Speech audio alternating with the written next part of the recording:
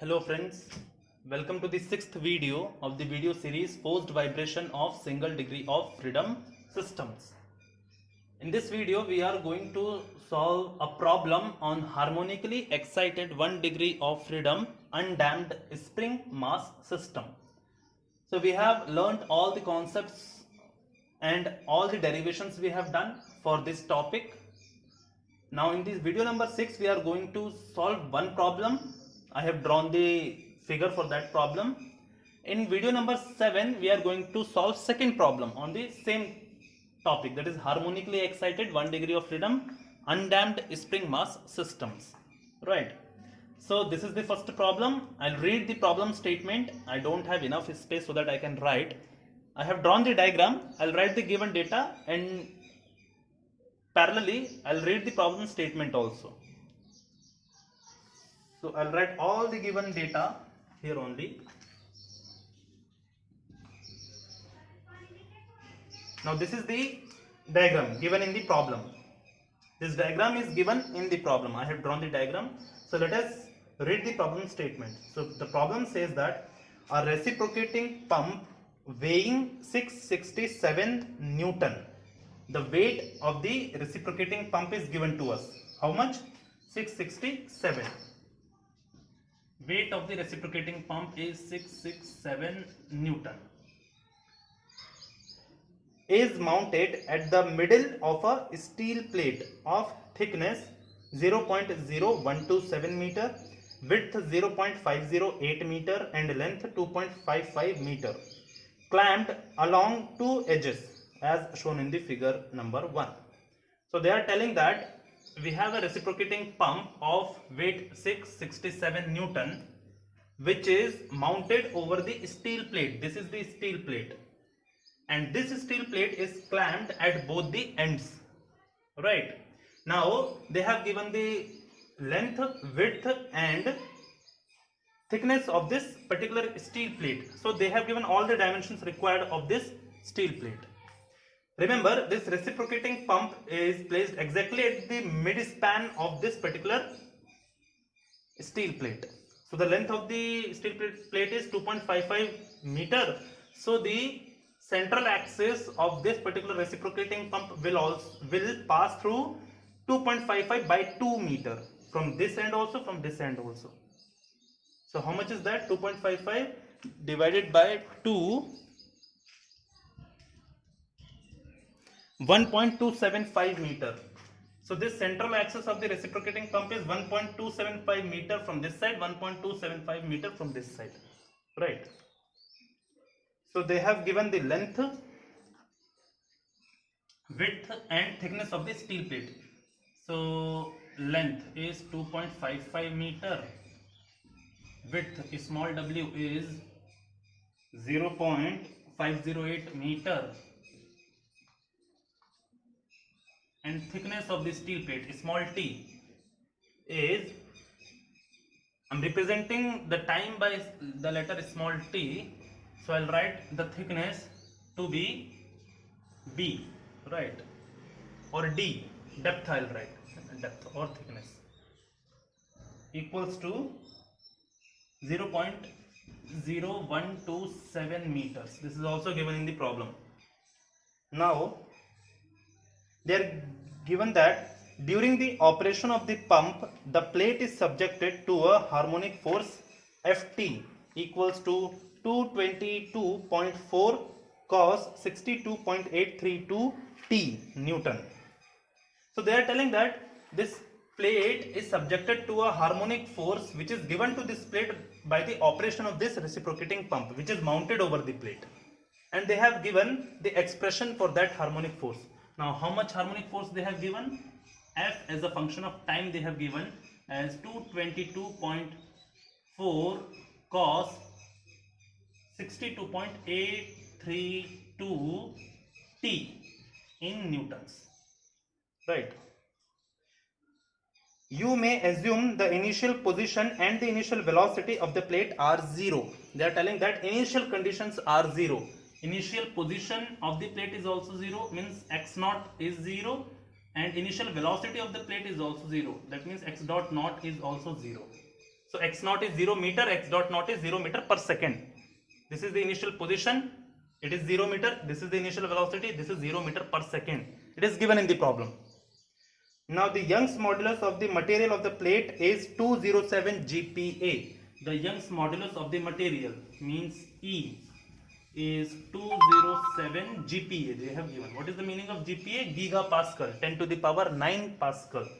So this is equals to 207 into 10 to the power 9 Pascal. Everything we are writing in SI unit. So we'll keep this in SI unit only. Now what they are asking? The first question, determine the general solution xt that expresses the vibrational motion of the plate on which the pump is mounted. So first of all they are asking about xt. In question number 1 they are asking the general solution of this is steel plate. The general solution which is representing the vibrational motion of the steel plate. So xt they are asking. In the next question, second question, they are asking from the general solution state the amplitude of vibrations of the plate. So in this second question they are asking that from this general solution you tell about the amplitude of the vibration of the plate. So amplitude they are asking. Now in the third question they have said that a design requirement for the plate on which the pump is mounted is that the amplitude of vibrations should be less than 7 mm. Based on your analysis, state whether the design requirement is satisfied or not. So they are telling that we have designed the system such a way that the amplitude of this plate should be less than or equals to 7 mm. That means the maximum amplitude of the vibration which the plate can withstand is 7 mm. So we need to tell whether we have satisfied that design condition or not. That means whatever amplitude we are going to find out here, we need to tell whether it is less than 7 mm or not. Okay, so in the third question they are asking that the given amplitude is less than or equals to 7 mm or not. That is what they are asking, right? Okay, so this is the entire problem. Now we will solve this problem.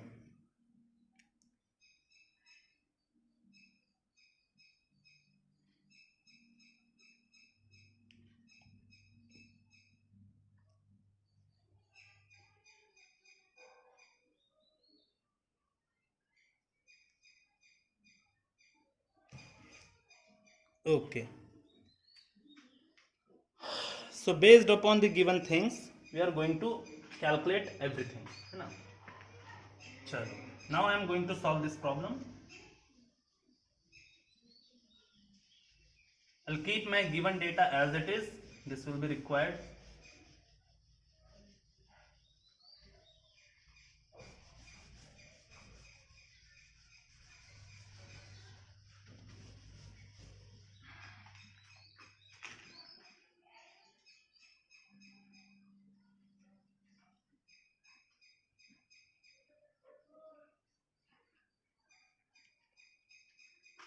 Okay. Now, because they are, first of all, they are asking about the general solution xt. So I'll try to start my solution by xt only. There I'm going to see whatever is unknown. First of all, I'll find out that unknowns. Then I'll put that unknowns in the xt and I'll get xt first. So answer number 1. The first one I'm solving. Now what is the general solution of a harmonically excited 1 degree of freedom system? What is the general solution or complete solution or total solution? xt. So we have seen xt as c1 cos omega nt plus c2 sin omega nt plus f0 by k minus m omega square into cos omega t. Here I am writing this to be f0 cos omega t because my harmonic force in the problem is given as some constant into cos of something, cos of some angle. That's why I am writing this to be f0 cos omega t. If it would have been given as sine of some angle, so I would have written here f0 sine omega t. Right. So this is one form. Another form also we know, xt. Another form, capital X sine omega nt plus phi naught plus f naught by k by 1 minus r square into cos omega t. This also we know. This is also one form of the general solution of this kind of system, right? We have a third form also, xt. And what is that? X naught minus f naught by k minus m omega square. This is the coefficient with cos omega nt plus x dot naught by omega n. This is the coefficient associated with sin omega nt plus f naught by k minus m omega square into cos omega t. This is also the general solution. From where I got this general solution? You can refer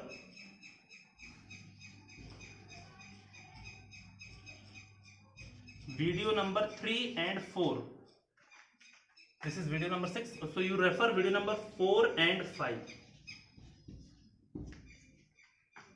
You refer video number 4 and video number 5 of the video series Forced Vibration of Single Degree of Freedom Systems.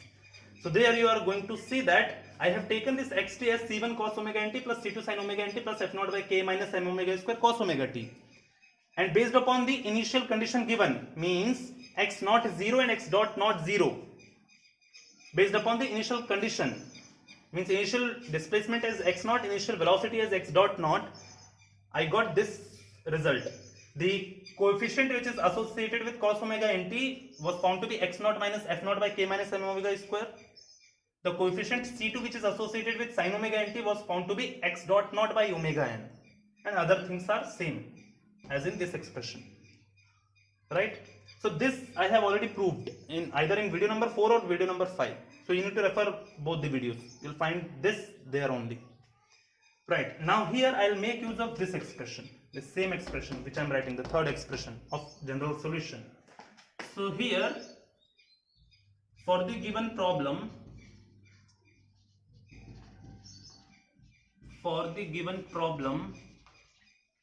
I can write the xt to be x naught minus f naught by k minus m omega square into cos omega nt plus x dot naught by omega n sin omega nt plus f naught by k minus m omega square into cos omega t. So here in this problem they have given that x naught is 0, x dot naught is also 0. So this x naught is 0 in the given problem, this x dot naught is also 0 in the given problem. Now what is left with us?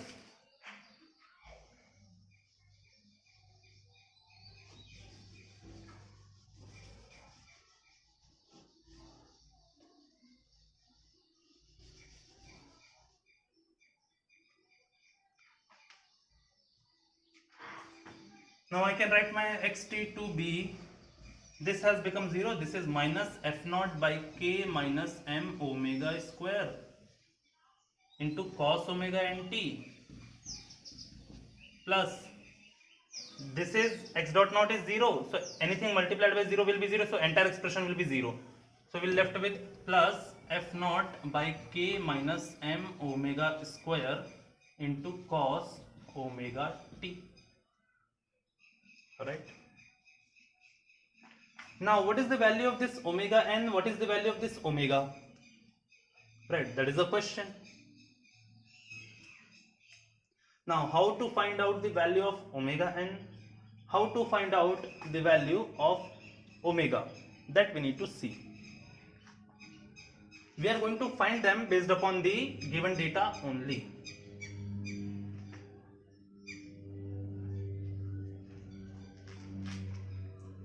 See, omega value we can easily see. Ft.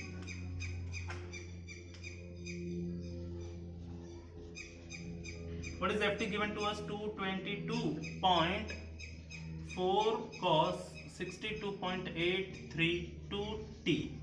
This is Ft. So now if I am writing the Ft, what was the form of Ft for cos functions? What was the form? F naught cos omega t. This was the form. So from here, what is the value of f naught? F naught value I can say 222.4 Newton. And what is the value of omega? That I can say as 62.832. I'm going to compare both of them. So from here I can write f naught to be 222.4 Newton. And the value of omega is 62.832 t. Oh sorry, not t. The unit will be radian per second. This is the omega, this is f naught. By comparing I can easily say. Now what is unknown is left with me? Mass m. K value is directly given. No, sorry. K value is also not directly given. Omega n also I don't know. Okay. I only got f naught and omega. Now mass m. So weight is given 667 Newton. So the mass m will be equals to weight by g. We know the weight is equals to mass into acceleration due to gravity, m into g. So mass will be weight by g. And how much weight we have given? 667 by g value 9.81 meter per second. So how much is this mass? 667 by 9.81. So this will be approximately 66.7. Oh sorry, 67. So this is exactly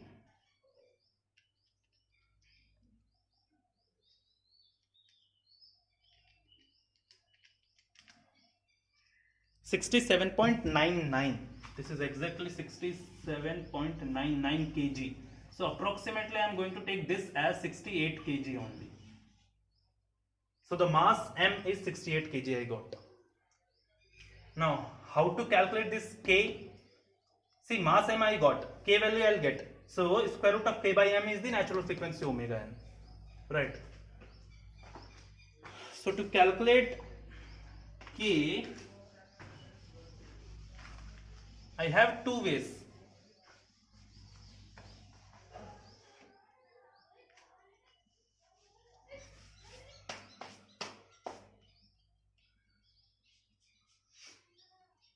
So without calculating k also I can get the value of omega n. And once I will get the value of omega n, then I am going to find out the k, stiffness of the system. So for the given system,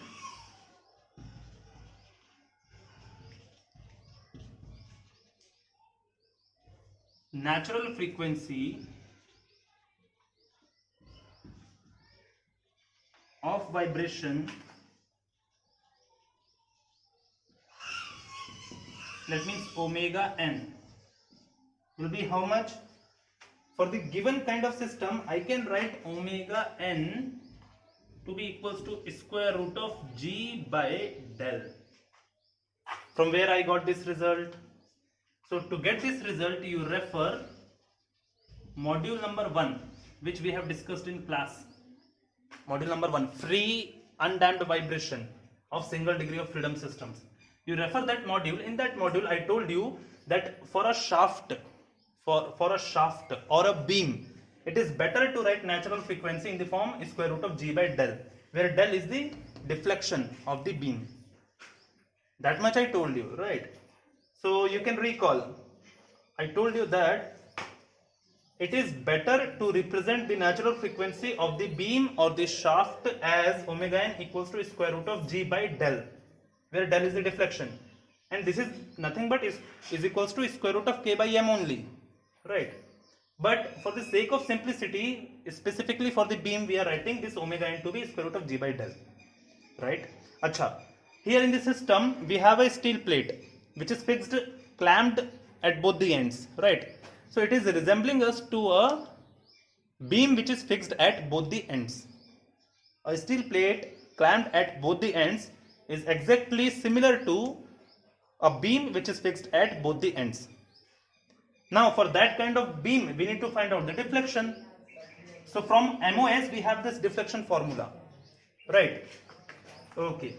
So I'll try to find out this omega n natural frequency. Omega n I'm going to write as square root of g by del.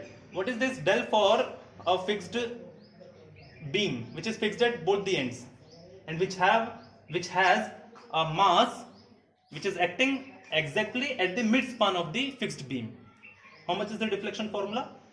So if you can recall, whenever we were discussing module number 1 in class, I have written 9 formulae to find out the deflection of the beams, right? So the deflection for a beam which is fixed at both the ends and which is having mass or weight exactly at the mid span is equals to 192 mgl cube by 192 ei. The deflection formula is mgl cube by 192 ei. This was the formula. From where I got this formula? From MOS I got this formula, or from strength of material I got this formula. From MOS, the deflection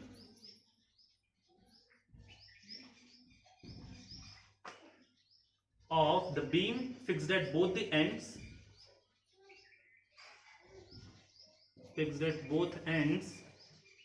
and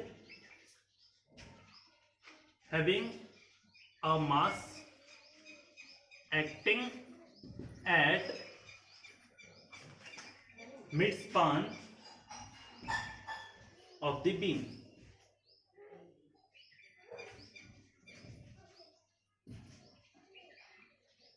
Is equals to how much? mgl cube by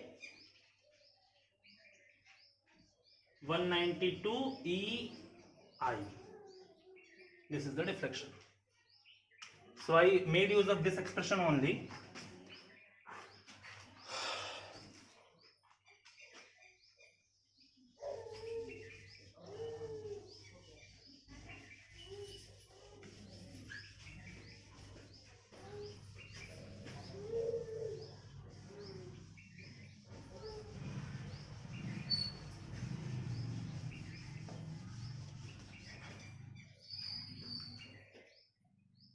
Now I can write the omega n to be equals to square root of g by mgl cube by 192 ei. Gg here gone. So this will be equals to square root of 192 ei by ml cube. Right? This will be equals to 192 ei by ml cube. Now what is omega n? Omega n is equals to square root of k by m, which is nothing but equals to, here it is coming as 192 ei by ml cube. If I'll compare both of them, I'll get the value of k, stiffness of the system or of the beam, is equals to 192 ei by l cube. If I'll compare both of them, I'm going to get k. mm will be gone. You can easily say here 1 by m in square root is gone. So k will be 192 ei by l cube only. So you dump the values, you'll get the value of stiffness. Omega n I can directly calculate either by this only I can calculate omega n, or by using square root of k by m also. Once I am going to get the value of k, I can get the omega n by square root of k by m also. So now what is the value of k here? This will be 192. E value 207 into 10 to the power 9. I value, I of the beam or I of the cross section of the beam. Now what is the cross section of the beam? If I will draw the cross section of the beam, the cross section is something like this, right? Where this dimension, the width of the beam, this is equals to width of the beam 0.508 meter. Right, the depth of the beam, this dimension is 0.0127. Right, now here I need to find the I about x-axis axis, means about this axis. I need to find out the area moment of inertia of the beam. What is I? Area moment of inertia of the beam. The unit will be meter to the power 4. Right. So about this x-axis of the cross section of the beam, I need to find out the area moment of inertia. Now because the cross section of the beam is rectangle, so the formula for the area moment of inertia will be W into D cube by 12. W into D cube by 12. So here the area moment of inertia is W into D cube by 12. What is W? 0.508 meter into D, 0.0127 cube by 12. This is the area moment of inertia. Whole divided by L cube. What is the length of the beam? 2.55 cube. So this entire expression is K, stiffness of the beam. So how much is this value? I will calculate this one. 192 into 207 into 10 to the power 9 into 0.508 into 0.0127 cube by 12 by 2.55 cube. So this is equals to 207,847.43. And what is the SI unit of stiffness? Newton per meter. So this is the K value I got. Now once I got the K value, I can easily get omega n, easily. So omega n will be is equals to square root of K by M, or I can directly make use of this one only, right? So square root of K by M, which is equals to square root of the K value I have 207,847.43 by M value, mass also I have, that is 68. So from here I am going to get the omega n also, and this will be equals to 55.26, sorry 55.28 radian per second. This is omega n. So I think I got all the required unknowns. Omega n I got, K I got, M I got, F naught and omega also I got. Now I'll put all of them in the general solution.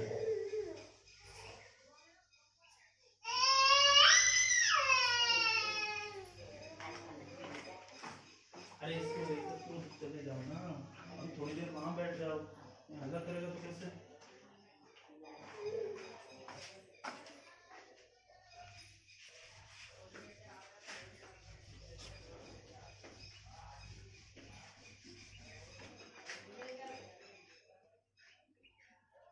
Now once again I'll write my xt.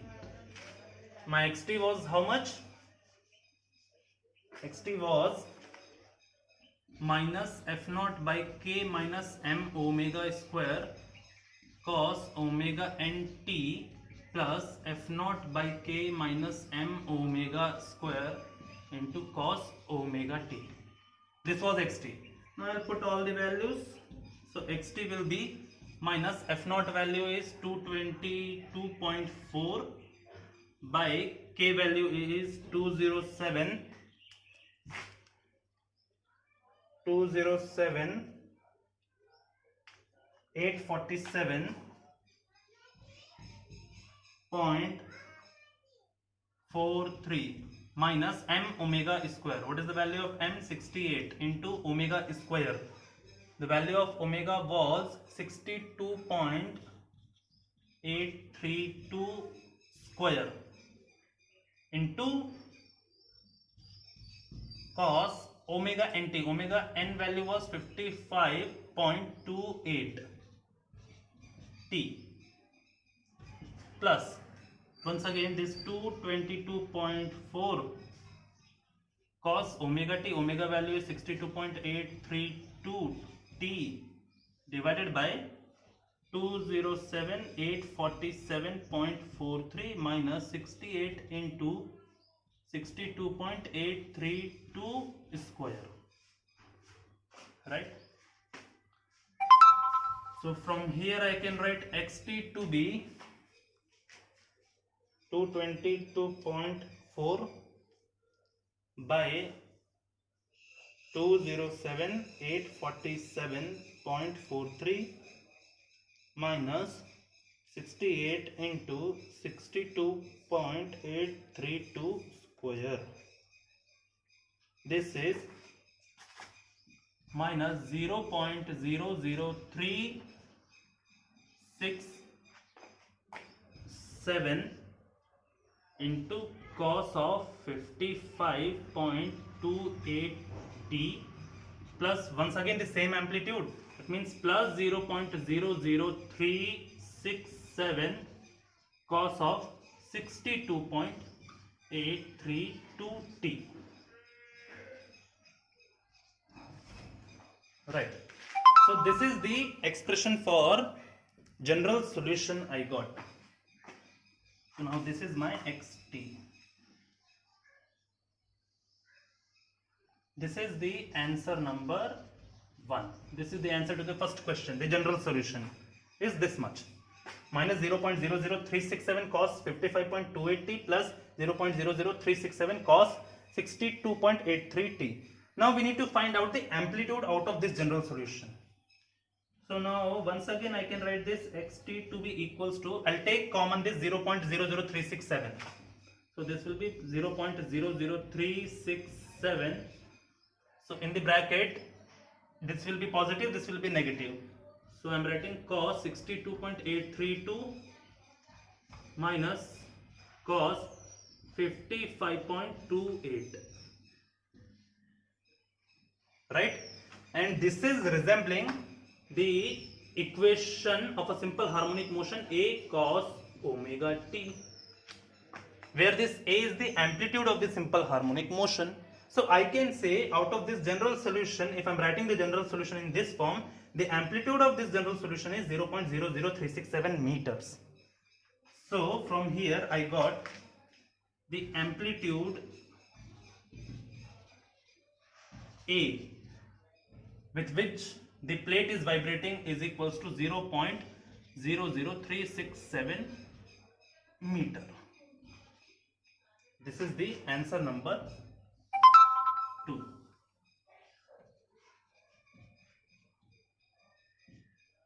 They were asking the amplitude of the vibration in the second question. We got the answer as 0.00367 meters.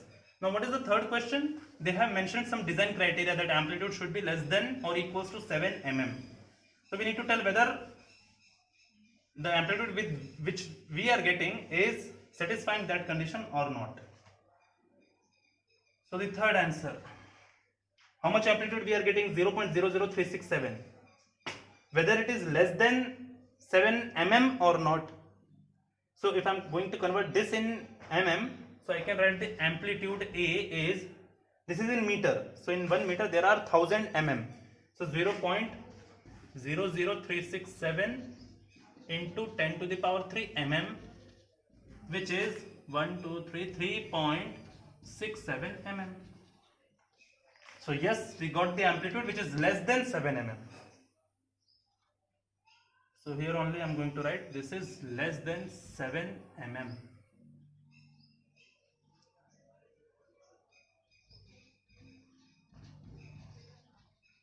We are getting our amplitude to be 3.667 mm, which is less than 7 mm. So the third answer is the design condition is satisfied.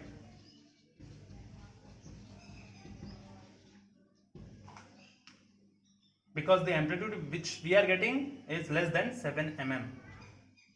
Because the amplitude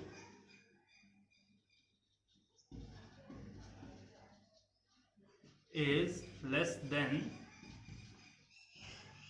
7 mm. This is the answer number 3rd. Right? So we got all the answers.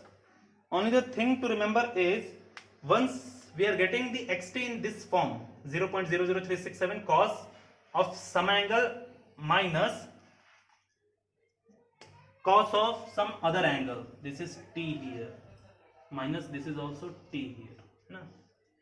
Time t has to be written here. 62.832 t, right, minus cos 55.28 t. So the thing is, once we are getting some constant into cos of some angle minus cos of some other angle, some constant into sine of some angle minus plus or minus sine of some other angle, cos of some angle plus or minus cos of some other angle, so that is resembling the equation of a simple harmonic motion only, a cos omega t, a sin omega t only. So out of that we can say that this constant will be the amplitude of that vibrating motion. So we have made use of that information and we got our answer. The amplitude is 3.67 mm, which is less than this design amplitude, which is 7 mm, right? So this is the end of the video number 6. In video number 7 we are going to solve other problem on the same topic, that is harmonically excited 1 degree of freedom undamped spring mass system. Thank you.